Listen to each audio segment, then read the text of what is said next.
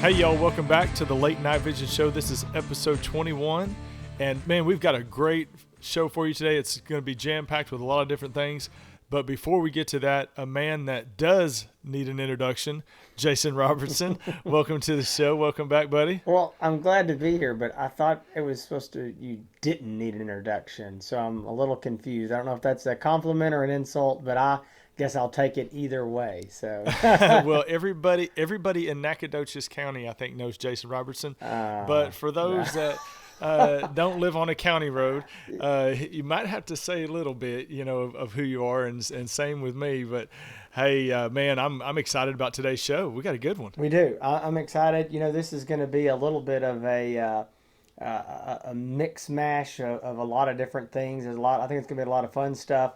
But we don't have one big topic this week, so we've got a bunch of little things that we wanted to put together that are things that we wanted to talk about, things that people have asked about.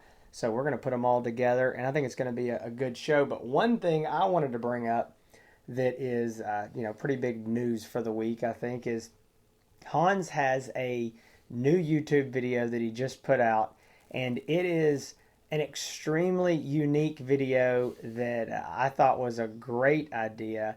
And what he did was he took and shot a hog, or sometimes multiple hogs, with every single reticle option in the Pulsar Trail thermal rifle scopes. And it is a really neat video. So tell us just a little bit about that, Hans.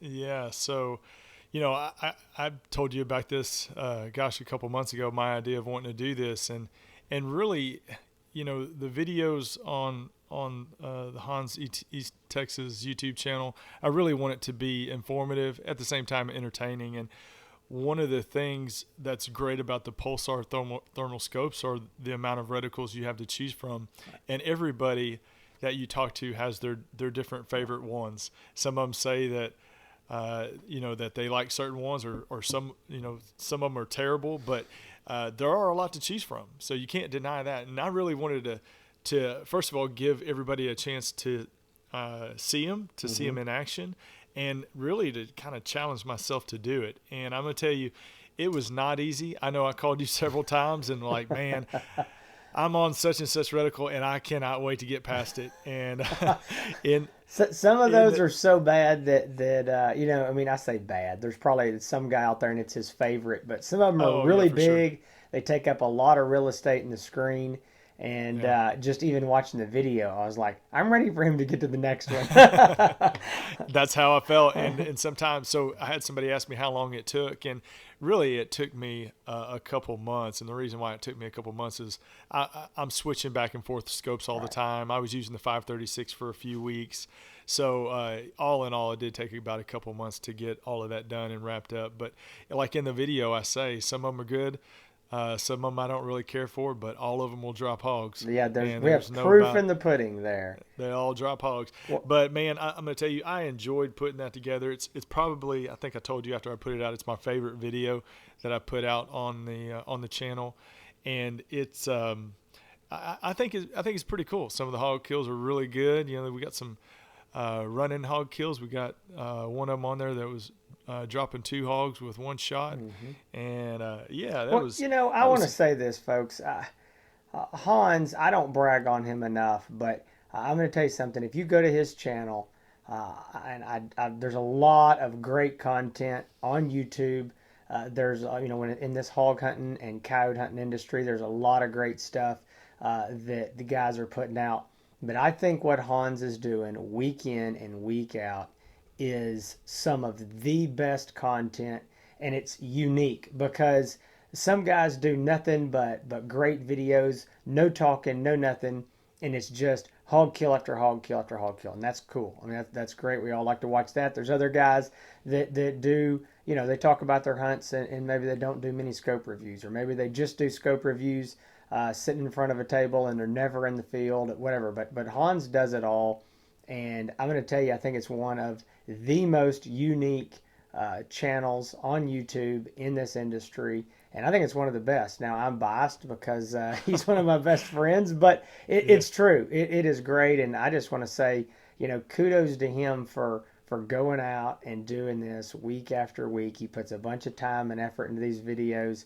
And if you've ever edited just one little video, then you can appreciate what he puts into this. But when he told me he was going to shoot a hog with every one of those, I was like, good gravy. Are you sure you want to do that and punish yourself? But, you know, Yeah. I think it's good. I think it's, you know, the thing that I like about, you know, Hans's videos, and I know he's sitting here tired of me talking about him right now, but I'm going to continue. I feel like I'm going to have to write you a check for the advertisement in this segment. Yeah, that's right. Well, I think that what I like, though, is that the videos are, number one, they're clean. I can watch them all with my kids, and that's a big deal. If you go to YouTube much, you know, it doesn't matter what it is. There's very few things I can watch that I'm not cringing, or I've got to watch it first before I let my young kids watch. And so they're all clean. They're good. It doesn't matter if you're an experienced hog hunter, you do this every day. You know, you can still learn something from his scope reviews. You can still be entertained because he's funny. But I think it's really great for beginners too. And so anyway, I think especially like this crosshair, the different reticles, I think it's great for, you know, maybe a beginner, somebody who doesn't know, you know, that a lot of people assume there's maybe only one crosshair option in there, and they don't realize there's a whole lot of different ones. So I think that's going to be a great video for people that don't own a trail and maybe are considering it or first timers. Yeah, and I appreciate that, Jason. Yeah, the videos are a lot of work, but I enjoy it. It's a fun thing to do, a fun thing to be involved in. And you know this better than anybody. I'm out in the field hunting every night of the week. Yes. There is, and my poor wife, she's so used to it now, she just kind of gives up on it because she's got her DVR and Netflix piled up for shows for us to watch, and I keep saying, well, we'll get back to it next week or something. Well, the good thing is though, you're hunting close too. That's the nice thing. Hunting close. You're hunting family land, so you're not all over the countryside most of the time. Sometimes we live in a small town, so she gets every time we go anywhere, all everybody wants to talk about is hog hunting, and you know she's probably tired to hear about that too. But you know, I had somebody ask me, you know, you've been doing this for a while, and asking about my first experience thermal hunting, and you know, first time usually when a person goes out for the first time, it's kind of like a great experience, and it gets them really excited and turned on to thermal hunting. And I'm going to tell you, the first time I looked through a thermal scope, it was like, it created this hook inside of me that I was hooked from the very beginning.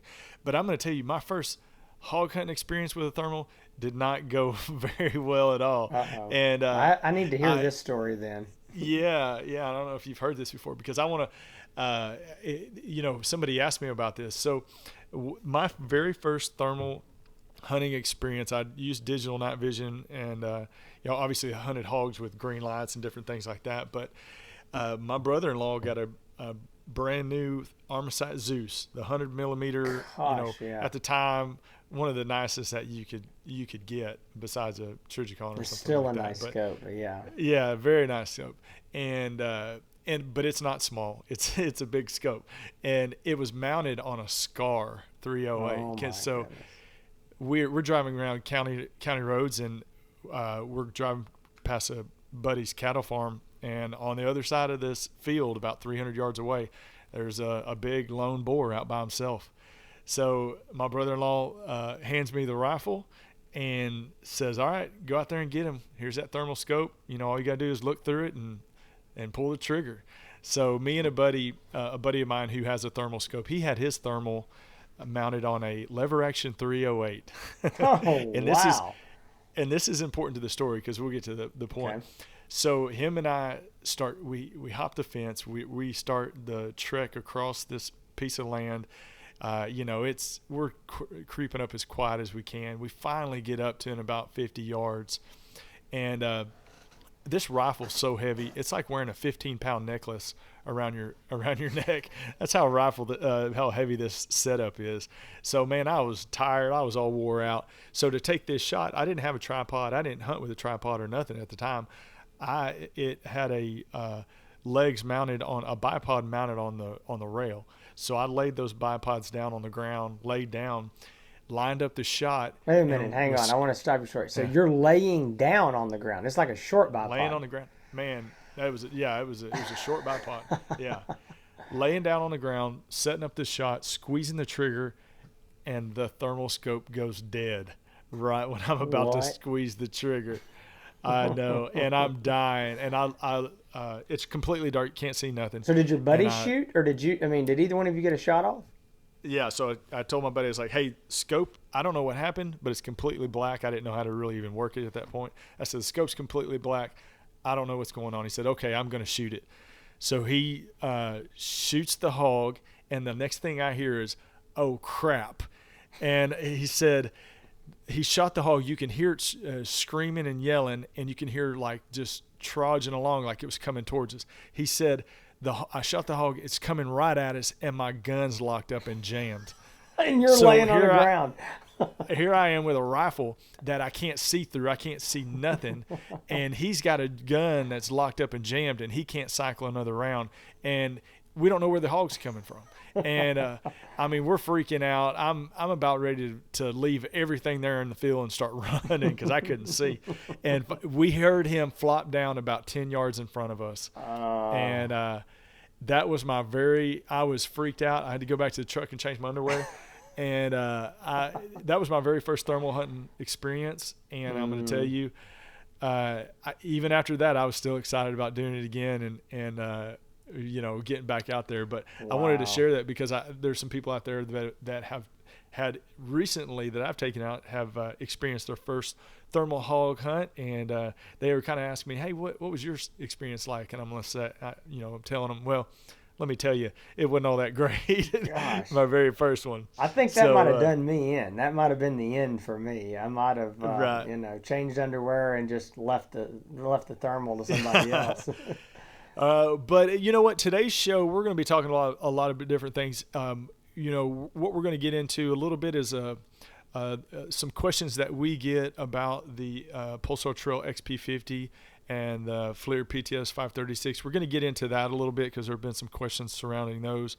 But also a little bit of industry news from Jason that he's going to share. And then also at the end, we're going to wrap it up with a request that somebody had, an item in our gear bag that we don't want to leave the house without. But before that, we've got a little giveaway that we're doing right now. We do. Isn't that right, Jason? Yeah. We've got some koozies in. And if you're watching this on YouTube, you can see them. I'm going to hold them up. We've got a couple different koozies. And so we are going to give these away. We've got some more stuff coming, and we're going to do a bigger giveaway soon. We're still working out all the logistics. But so here's what we're going to do. You want a late night vision show, Outdoor Legacy koozie. What you do is go and send us an email.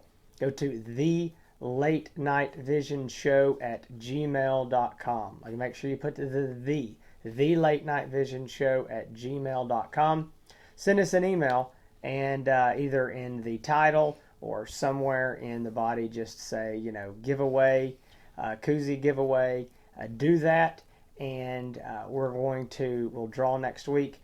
This podcast will air on Thursday, and we will draw the winner on the following Wednesday. So that'll be right before the other episode airs, and then we will let y'all know who won on next week's episode. So, but do this. We're going to make this easy for you, but you have to include your mailing address.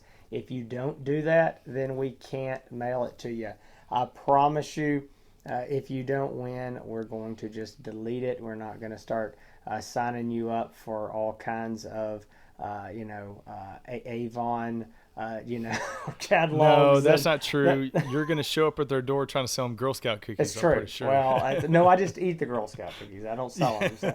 No, so hey, we're going to. No, really. Yeah, go ahead. A listener can win a koozie before I even get a koozie. How about that? That's man? Right. I don't even get a koozie. I have a box to send to you, but yeah, I think they're going to see theirs before you probably. So just remember, send an email to thelatenightvisionshow@gmail.com. Mention the giveaway, put your address in there where we can mail it to, and if you win, we will reply to you. It's just going to be the first two people, the first two emails we get. and we'll get those sent out to you. And I said we were going to draw next Wednesday, but that's not true. We're not drawing for this. It's just going to be the first 2 emails, so no drawing. Just the first two emails. And we're going to do it, and then we'll mention you next week on the show. So anyway, got some more cool stuff going on, but we're gonna tease you with those. Well, we've got a lot of people that listen, and they listen right as it comes out, man. I'm telling you, there's a lot of them that are listening in their trucks and in their tractors. I get pictures from people in their tractors listening. The people that are nice enough to have radios in their tractors, I don't know what that's about. Yeah, right. That's right. I heard that's a thing, but it hadn't made it to my place yet. But hey, I do know, Jason, really talk real quick about the news about the LRF. Okay. Because we kind of left that out in the open last weeks. Hans and I both did a review of the Pulsar Trail Laser Rangefinder Edition. We had a demo that Pulsar was kind enough to send me and let us use for an extended period of time, so we both got some good field time with it. Hans has a video on it as well as I do. We talked about it on, I believe it was probably our last State of the Industry show that we did. Mm-hmm. And I think the original thing, I don't know exactly what we said at the time, that the news was maybe, I want to say July, August is when we thought it was coming out. It's kept getting pushed back, and then I know that we mentioned on another show there were some delays because of getting it imported, because of, I've been told a couple different things, but I got a little clarification on that. It wasn't just the brightness or the power of the laser, it was that in combination to being mounted to a rifle scope. So the feds have certain rules on that, and when it is weapons mountable or mounted, I believe, along with a rifle scope, then that has got a different standard. So I don't know exactly what happened, but I did get a phone call that said that the LRFs are going to be shipping. Everything is on go now. They've got the green light, and so unless something else changes, we're looking for the first shipment of these to come in a few weeks during the month of October. Now, I'm just going to go ahead and say no one knows how many are coming, but the suspicion is it's going to be very, very few, especially at first. Again, that's just pure speculation, but from what Pulsar is saying, that they don't expect to get 200 of these things. It's probably going to be coming in small quantities. Dealers are probably going to be getting onesies of these, one here, one there. It looks like they're just going to kind of slowly go down the list and dole them out. We're hoping that they'll get into a regular shipping schedule. Hopefully maybe getting them a couple shipments a month, but we just don't know. And I wouldn't expect... this is pure speculation on my part, but man, I do not expect you're going to see these things sitting on the shelf anytime before 2019. I just think that the popularity coupled with the low supply, so I think it's going to be a supply and demand issue. My advice is, if you are interested in getting one of these, I would say make your mind up. And then, I would say call me, but call your dealer, whoever that is. But call me at Outdoor Legacy if you don't have somebody, you're already in line for one. And I would say, get on a list, and you're going to need to get on a list and say, yes, I want it, and be very certain, because like I said, they're going to be hard to get, I believe, for several months. So anyway, looks like they're going to be coming, so that's good news. And I mean there's word that the first shipment is going to be coming in.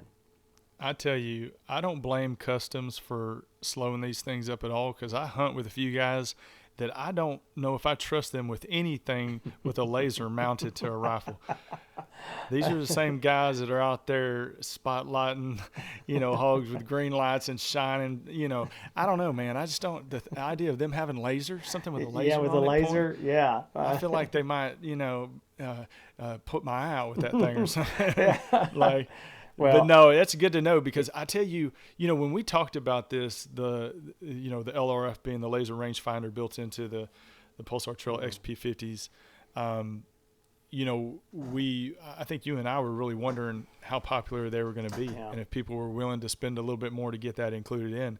And I'm going to tell you here lately, there's been an overwhelming demand for those to come in. And it's good to see because, it's good that Pulsar's being rewarded for the innovation that they're doing with putting that in there, taking the time to listen to people's wants and needs. And this isn't an infomercial for Pulsar because we talk about a lot of different brands on this show, but they really do listen to the hunters out there, the hog hunters, the coyote hunters, and they listen to what they need and what they want. And by God, they try to do what they can to deliver on it. And I'm proud of them for doing the LRF and getting that done. And I'm glad to see that it's in high demand. Well, I agree. And I want to say, we do talk about a lot of different brands. Hans and I are big on Pulsar.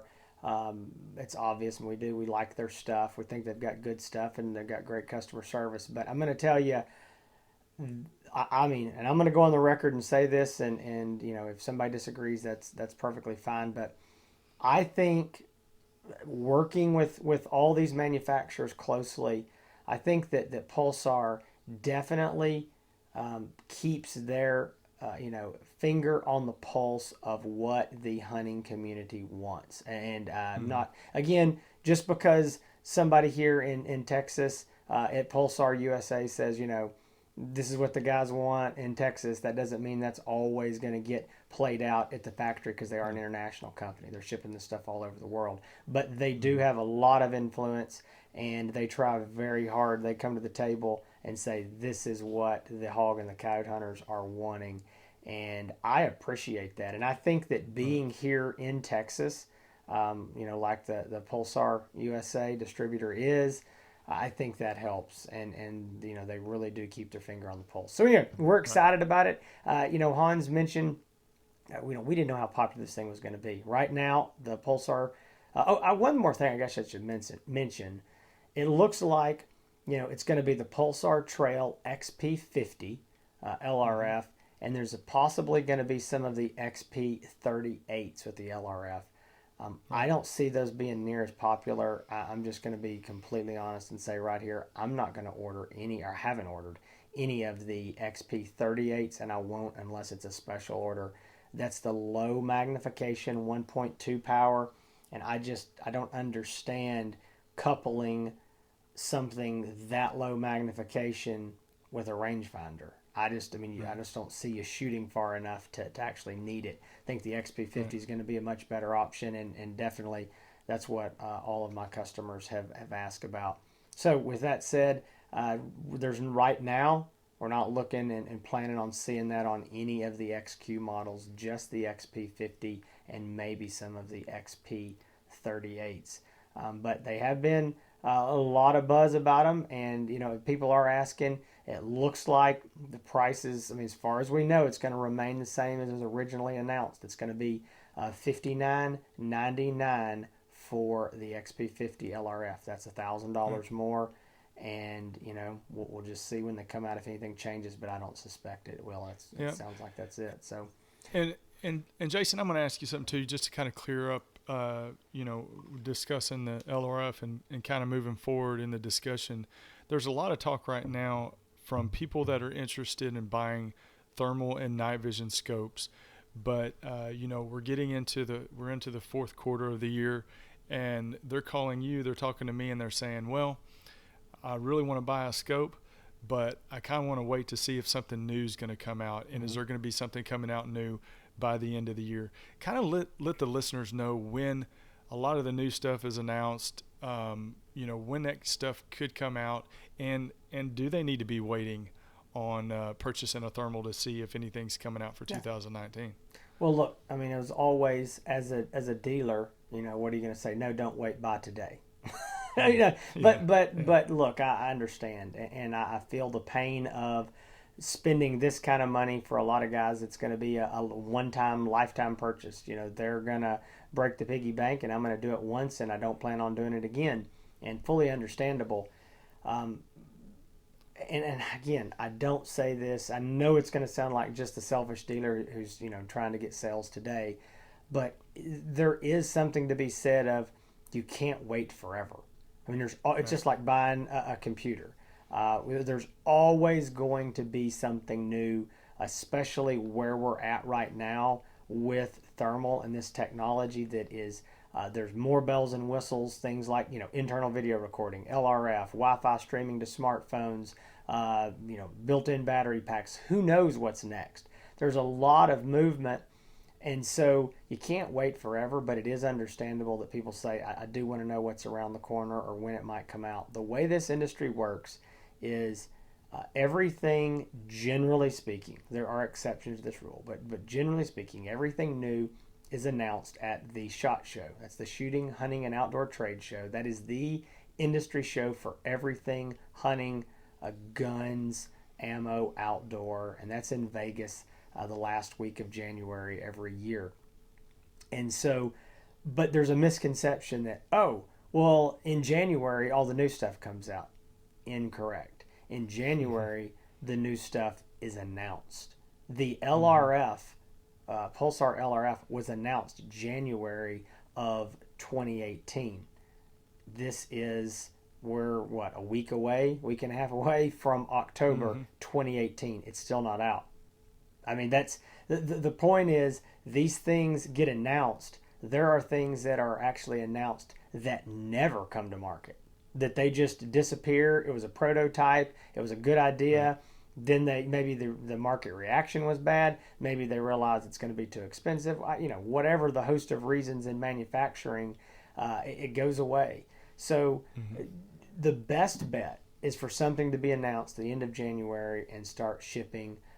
Normally, the best you hope for would be the end of the first quarter, beginning of the second quarter in a absolute best case scenario. So if something new comes out, I wouldn't expect it to hit the market until March to April at the earliest of 2019, realistically June to July. And so again, if you say, well, you know what, I'm willing to wait 9 or 10 months because I want to be one and done, that is perfect. But here's the thing to know: if you wait until June or July, then you get to decide, do you want to be one of the first guys to buy it? And a lot of guys go, well, I want to make sure that it's good. Okay, that's great. Yeah. Guess what? It's going to be September or October again. And guess what's in January? The SHOT Show 2020. Exactly. And so this turns into a never-ending, and again, I completely get it. It's a lot of money. You want to make sure that there's not something great comes out tomorrow. But my advice to you is decide what you want. Buying something tried and true, there's never anything wrong with that. Buy it, use it. When something new comes out, take your scope and sell it. Go out on the hunting forums, on the classifieds, on eBay, on Gunbroker, wherever. Go sell it, and you may take a loss on it, but you're not going to lose completely out on it. You're going to get a good price for it while it's still a newer scope, and somebody's going to get a bargain on it, and you go buy another one if. But again, I sympathize, but you can't wait forever. So right now, though, unless something just changes, I mean, again, there's, anything can happen, but it would be absolutely unheard of for anything new to be announced, announced in the U.S. before January, and then to actually ship before first, second quarter. That'd be bizarre. Yep. So now, well, I appreciate you clearing that up. One more thing I want to say while we're talking about this industry stuff, and we'll wrap this up. There's been some questions about Flir, what's going on with them. They recently moved one of their manufacturing facilities that was in California. They moved it to another city, and that is actually where they were making the Thermosight Pros. I believe they're making the breeches there as well. And so they shut that down. That was actually supposed to open back up on September 24th. And I'm not sure. I was talking to my Flir rep today, and I forgot to ask if they got that back up and running. But I kind of think it might be, because I know there hasn't been any real shipments going out, just some inventory they already had made up. But I know today I got word that it looks like I'm getting, maybe 3 shipments of scopes, maybe some 536s, 736s, and maybe some 233s. So I'm thinking that things may be moving there again. But there are some people questioning what's going on. I heard they're closed. Is something happening? They're just moving the manufacturing facility from one city to another, kind of consolidating some stuff, I think, where they're making all their other stuff. So that's just what it was. It was just a move. But as of right now, they're supposed to be back up and running. If they're not, I'm sure it will be in a few days. So that is where we are there. Well, good. Yeah, and thanks again for clearing all that up. Yeah, with people asking and if should they wait, I don't know if I could wait 8 or 10 months for something new to be able to get something new. But the thermal scopes, I have sold thermal scopes, ones that I've used in the past, and they hold their value very well. When surprisingly well for an electronic device, I agree. Absolutely, hold the value very well. But hey, let's get into one of our topics, and really, and I'm going to ask you this, Jason, because I get this a lot. I know you've been getting this. Both of us have used the Flir PTS 536 recently in the past. We used it quite a bit. I think a lot of people know that the main scope that I run with is a Pulsar Trail XP50. So I get a lot of questions and comments on trying to compare the Pulsar Trail XP50 versus the Flir PTS 536, and I'm finding it very difficult to do so, and I know you are too. Tell us why that is. This is a question I've been getting a lot, and to be completely honest, I'm not exactly sure why. I mean, I probably had 3 phone calls last week about it. I've had emails. I had an email last week. I had somebody on YouTube commented, ask about it. It is just growing, and again, I don't know exactly why. And the reason that I say that is, for those that don't know, I mean, the Pulsar Trail XP50, it is, it's a $5,000 scope, and then you've got the Flir Thermosight Pro PTS 536. It is $3,795, $3,800. So they're not even, they're $1,200 in difference on them. I'm not sure. I don't know why I keep getting this. So what I want to do is I'm just going to lay out just real quick some of the spec differences, and I'll let Hans chime in here. But I'm going to explain why it's very difficult to compare these two, and I'm just going to do this quickly. So the XP50, it is 640 by 480 high resolution. It is 1.6 optical magnification. All right, so let's just leave it at that, $5,000. The 536 is a 320 by 256 resolution. That is half of the 640 by 480. So it's half the resolution, and it is a 4-power optical magnification. That's the base. So, and again, not that we've talked on and on about the 536. You've got more videos on YouTube about it than anybody else. It is a great scope. It's a beautiful scope. But the only way I can sum this up is where an XP50 is going to do great, the 536 is going to be terrible, and vice versa. Where the 536 is going to be great, the XP50 is going to be terrible. If you're wanting to make 180 to 200 yard shots, the XP50 is not the scope for you. It's 1.6 optical. That is not the scope. If you're wanting to make 30 to 50 yard shots, the 536 is not the scope for you. So right. Again, I'm not trying to insult anybody. There's a lot of people asking these questions over and over, so it's definitely something people want to know. But my answer is they're generally not comparable, because I can't think of 2 scopes that could be much different than those 2 scopes. I mean, they're just on opposite ends of the spectrum on what they're designed to do. Right. Yeah. And when I get questions about it, I know you do as well. They try to ask, what's the better scope? What's the better deal? And to me, it's important to find out, well, what type of hunting are you doing?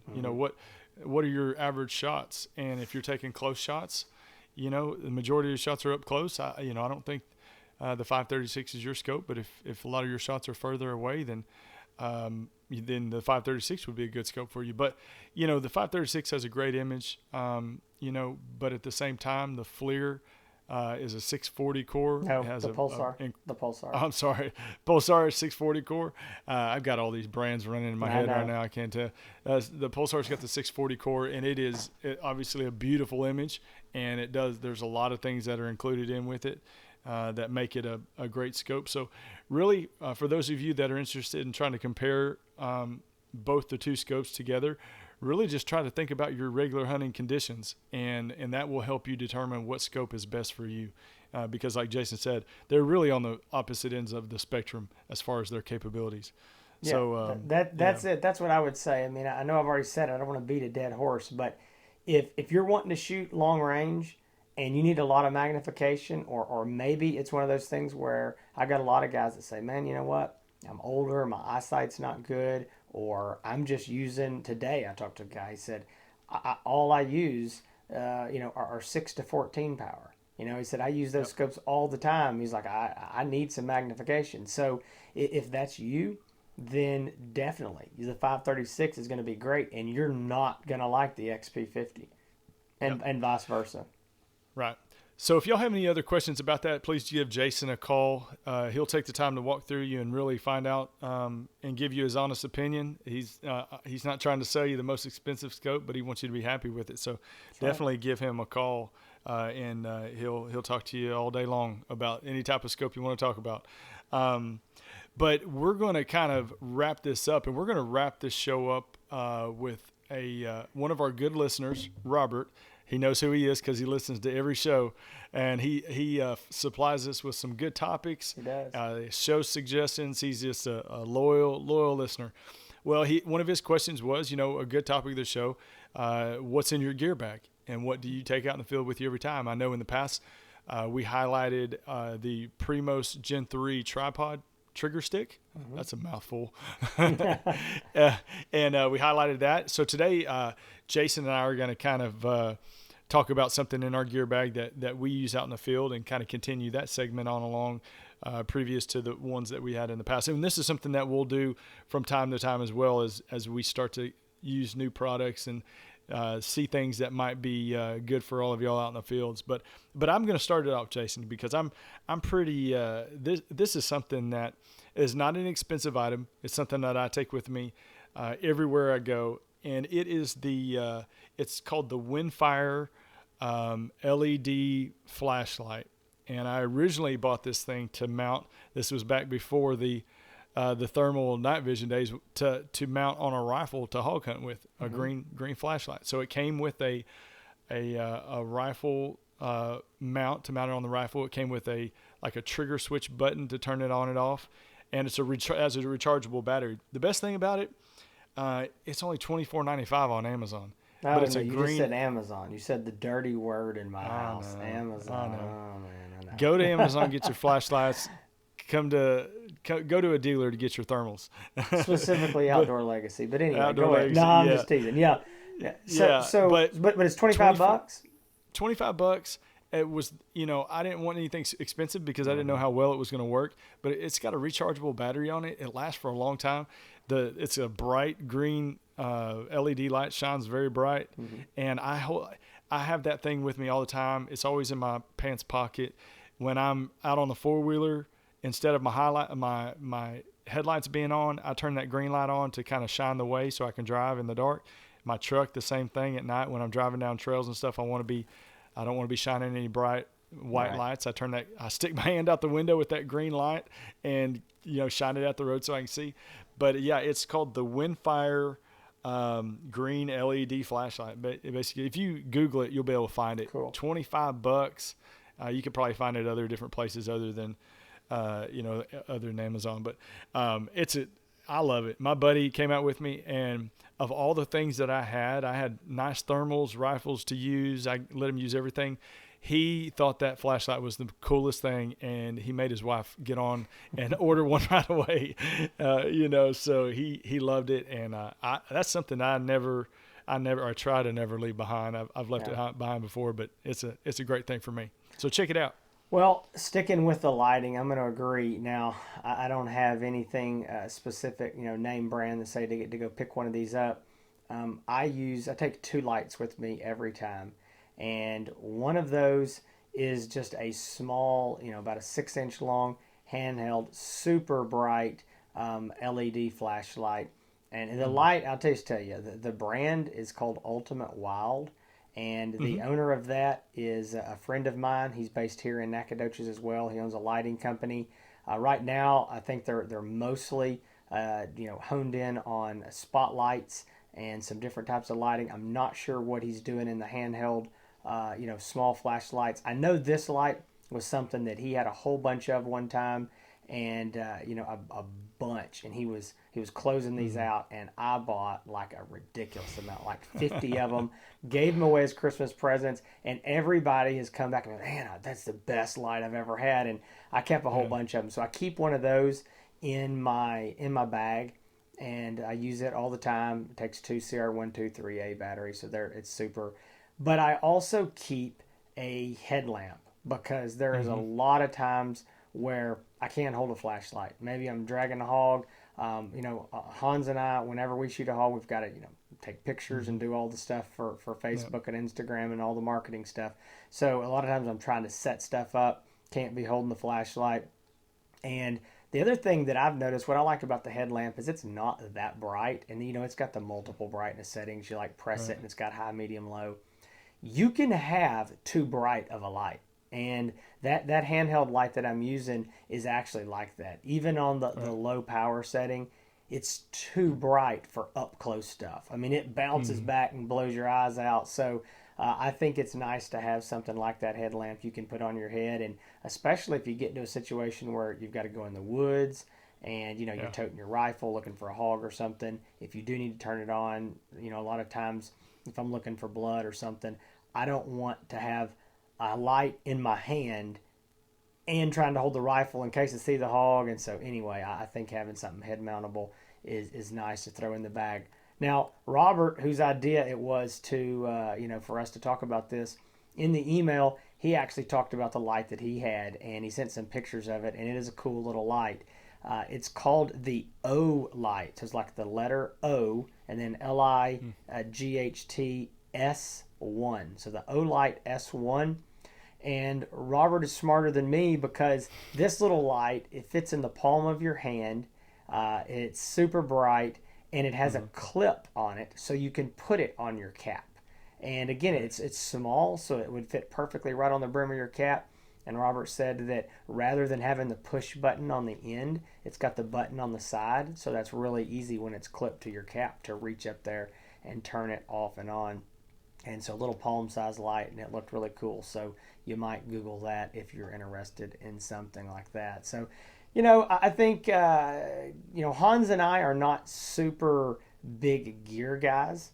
I say we don't carry much. My gosh, I feel like I'm a Boy Scout, all the stuff I carry. Yeah. But right. I would say this, I'm not one of those guys who has a whole lot of super name brand stuff that's like, if it's not this brand, it doesn't work. I'm kind of the guy of, if it works, I use it, and I'm really, really bad about getting in the field and losing stuff, leaving it out there in the dark. If it's in the daylight, I'm good about keeping up with it, but I've lost a lot of flashlights and a lot of stuff out there that fell out of my pocket or dropped, so I'm nervous about using really expensive stuff. Yeah. But I was going to say, I'm glad you said something about the headlamp, because I loved my headlamp. I had it for probably 2 hunts and ended up losing it out in the field. And you're exactly right. I don't like buying expensive gear stuff, because I always lose it. I'm hard on it. I drop it in the water, walking down a trail, leave it out in the field.